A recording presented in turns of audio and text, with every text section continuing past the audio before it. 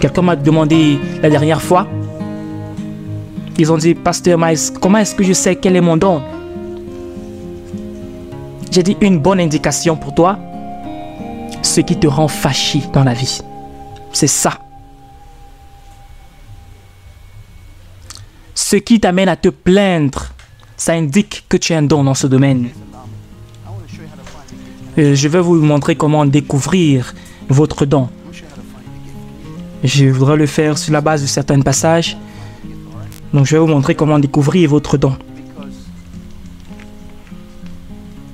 Et c'est très important.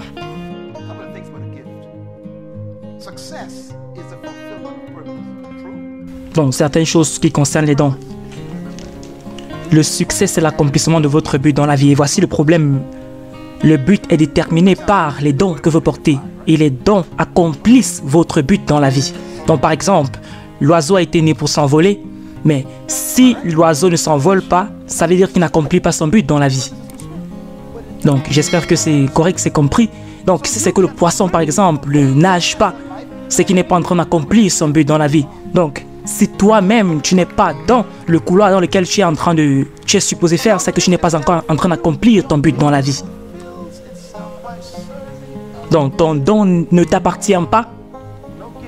Une fois que ton don est en train d'aider d'autres personnes, en train de servir d'autres personnes, c'est là où tu accomplis ton but dans la vie, tu es en train de réussir.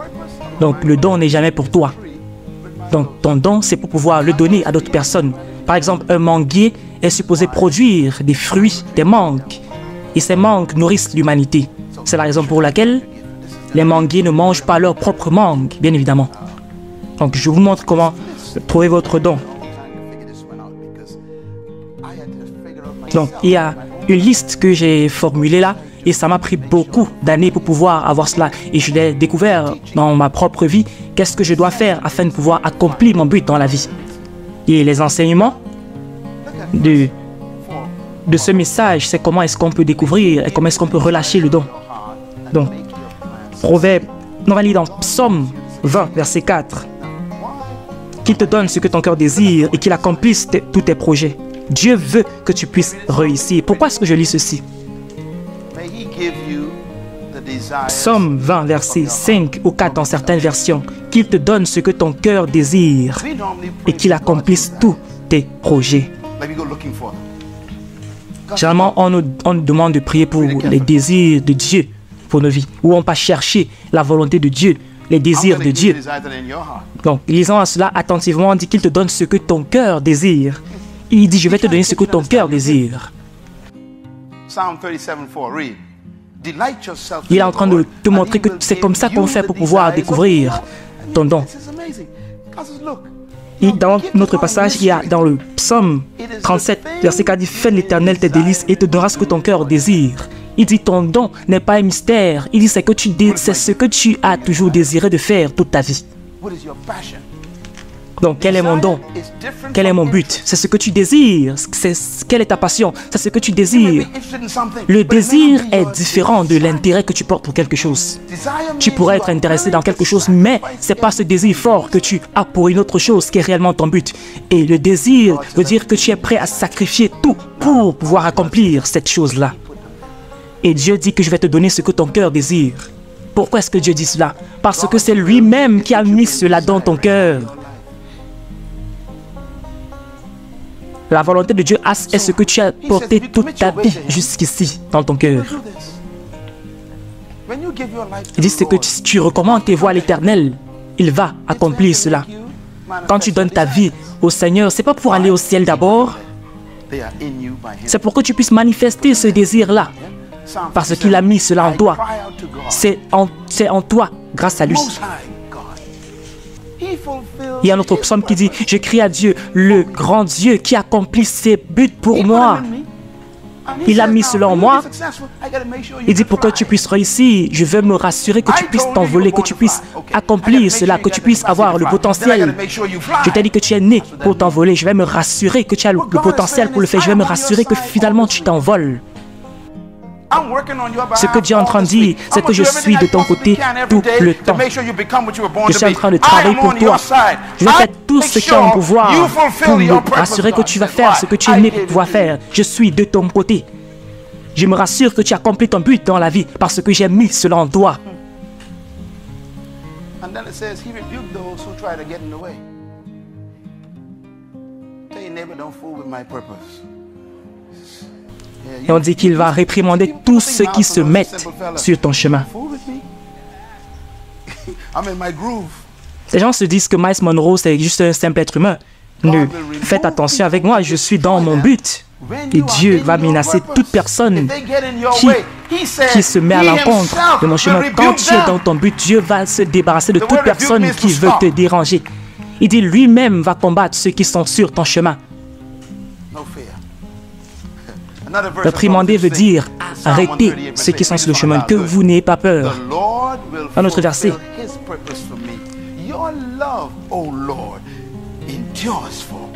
Le Seigneur va accomplir son but pour moi. Ton amour au Seigneur dure à jamais. N'abandonne pas la créature que tu as faite. Tu es sur la liste de Dieu cette semaine. Ça va être la meilleure semaine que tu as eue pour toute cette année à cause de ce message. Ce message est en train de rendre Dieu obligé de pouvoir t'aider en cette semaine à découvrir ce but pour que tu puisses réussir dans ce que tu vas faire. Il va t'amener à pouvoir accomplir ce but qu'il a pour toi.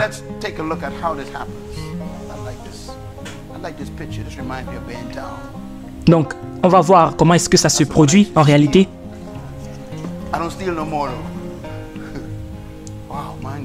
Donc, je me souviens de ce manguier. C'est vrai qu'avant on volait, moi je ne vole plus aujourd'hui. J'aimais vraiment les mangues. Donc c'est comme ça qu'on entrait dans les concessions d'autres personnes pour pouvoir avoir ces mangues, des manguiers qui ne nous appartenaient pas. Vous savez, pour pouvoir accomplir votre but, il faut pouvoir faire certaines choses. Et on va nommer certaines choses là. Par exemple, le poisson doit nager. Et le poisson a besoin de l'eau. La semence a besoin de la terre. Et les oiseaux ont besoin de l'air pour pouvoir accomplir ce but-là. Et toi, tu as besoin de Dieu.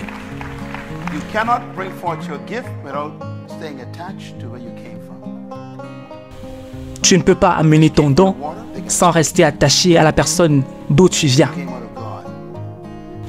Donc quand Dieu créait l'être humain, il a parlé à lui-même. Tu sors de Dieu, n'essaye pas d'accomplir ton but sans Dieu. Et si tu es là ce matin et que tu écoutes ceci, tu ne connais pas Dieu comme ton sauveur, il serait bien pour toi de donner ta vie à Jésus-Christ, pas pour aller au ciel d'abord, mais tu voudrais pouvoir te manifester sur la terre d'abord. 10 clés pour réussir, pouvoir relâcher. Premièrement, tu dois d'abord comprendre ta destinée. Deuxièmement, tu dois avoir une vision de ton don, de ce que c'est. Voir le produit fini. Tu dois croire que tu as le potentiel pour pouvoir l'accomplir. Quatrièmement, tu dois vivre selon les lois qui protègent le don.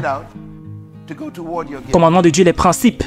Tu dois avoir un plan bien établi pour pouvoir aller vers ce don-là. Et cinquièmement, tu dois avoir les bonnes personnes autour de toi. Car il y a des personnes qui tuent les dons. Des tueurs de dons. Il y a des personnes qui suffoquent les dons.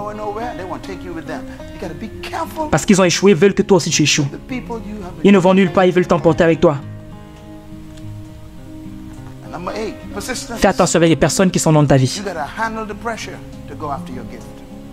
La persistance. Tu dois pouvoir gérer la pression pour aller vers ton don. Parce que tu vis dans une culture qui ne voudrait pas que tu puisses manifester ton don. Et la bonne chose, c'est que quand tu manifestes là, soudainement les personnes deviennent tes amis. Parce qu'ils voudraient bien manger ton fruit. Tu dois persévérer, pouvoir amener ton fruit, parce qu'il y aura toujours l'opposition, la résistance, le découragement qui va se présenter, l'échec, mais tu dois continuer à revenir.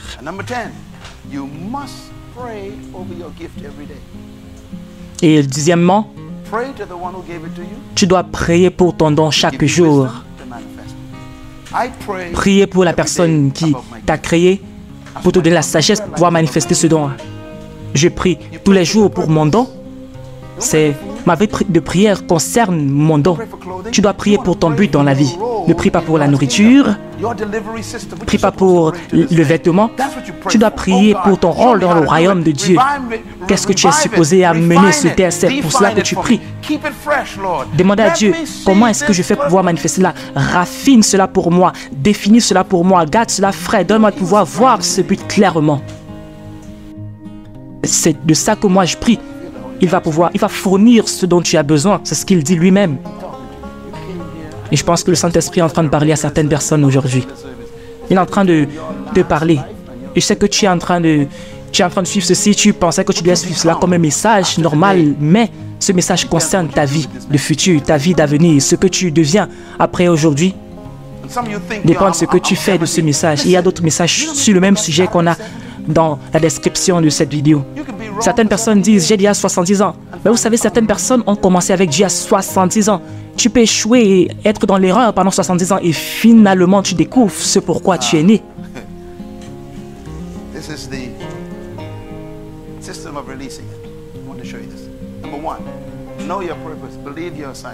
Voici le système pour pouvoir relâcher le don maintenant. Connaître ton but. Documente ta vision. Écris ça sur un papier. Ça, c'est pouvoir relâcher ton don. Comment on fait? Tu es supposé voir la mangue quand tu regardes la semence.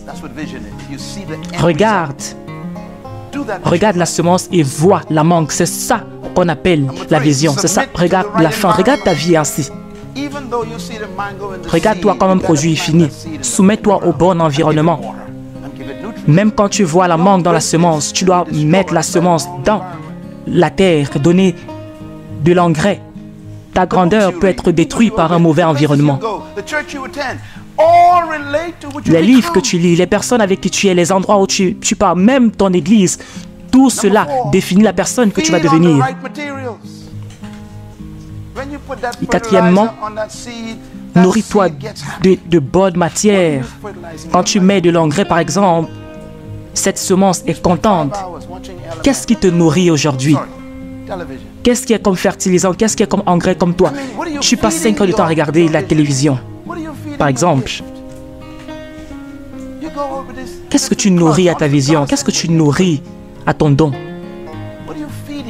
Tu pars en boîte de nuit, tout cela. Dieu dit que qu'est-ce que tu es en train de faire? Qu'est-ce que tu nourris à ton don? Cinquièmement, donne à ton don le temps de te développer. Tu n'auras jamais des mangues d'un manguier en un seul jour. Tu dois passer par le processus, cher ami.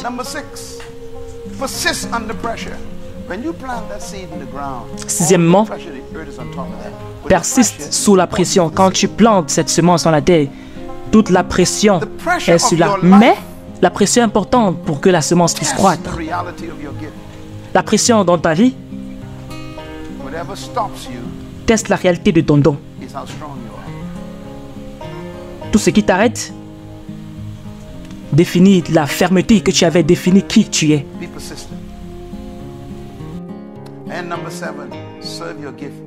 Persiste. Et septièmement, il faut pouvoir desservir ton don au monde. Commence à te donner gratuitement même. Certaines personnes veulent gagner de l'argent tout de suite, très tôt. Mon conseil pour toi, c'est sois volontaire quelque part.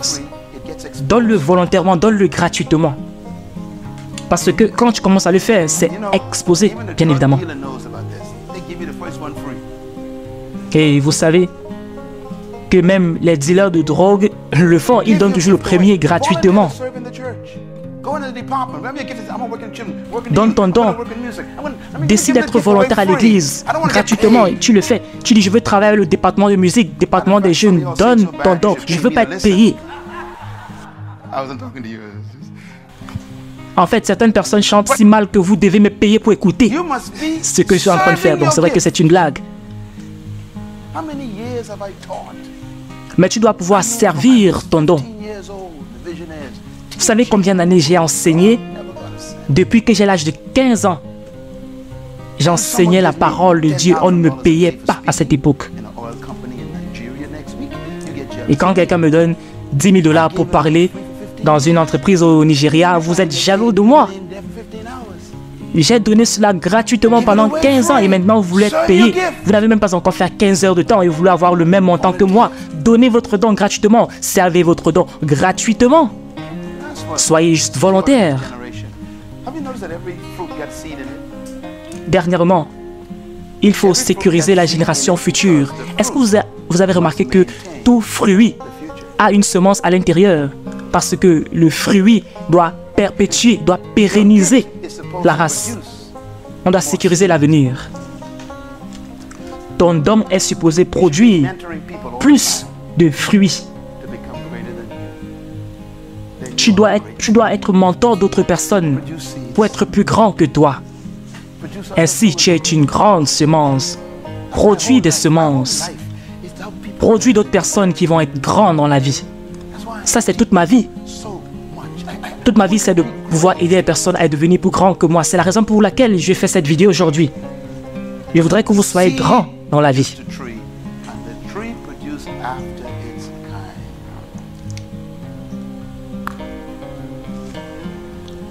Et la semence produit l'arbre, et l'arbre produit des fruits selon son espèce. Quelqu'un m'a demandé la dernière fois, ils ont dit, Pasteur Miles, comment est-ce que je sais quel est mon don? J'ai dit, une bonne indication pour toi, ce qui te rend fâché dans la vie. C'est ça. Ce qui t'amène à te plaindre, ça indique que tu as un don dans ce domaine. Tu es en train de réfléchir maintenant, là, c'est vrai. Si c'est que tu te plains du fait qu'il y a les jeunes toujours dans la rue en train de mal se comporter, ton don va toujours t'amener vers la plainte dans ce domaine où tu dois apporter des solutions. Tu te plains parce qu'il y a quelque chose qui ne va pas. Tu dois apporter une solution dans ce domaine. Tu es né pour apporter des solutions dans un problème, né pour résoudre des problèmes. Et chaque fois que tu vois le problème, tu es la seule personne, malheureusement, en fait, et heureusement, tu es la seule personne qui est fâchée. Pourtant, tout le monde voit cela. Le fait que tu te plains, c'est une indication du fait que tu as un devoir dans ce couloir-là. La dépression sur un sujet veut dire que tu as un problème à résoudre en ce domaine. Donc, nous vous remercions pour le fait que vous avez suivi cette vidéo jusqu'à la fin. C'est une série de vidéos et nous encourageons à suivre cette vidéo du début jusqu'à la fin. Que Dieu vous bénisse abondamment. N'oubliez pas de vous abonner, de liker la vidéo et pouvoir partager ceci avec d'autres personnes qui pourraient avoir besoin de ceci. Que Dieu vous bénisse. On se retrouve tout prochainement dans une autre vidéo. God bless.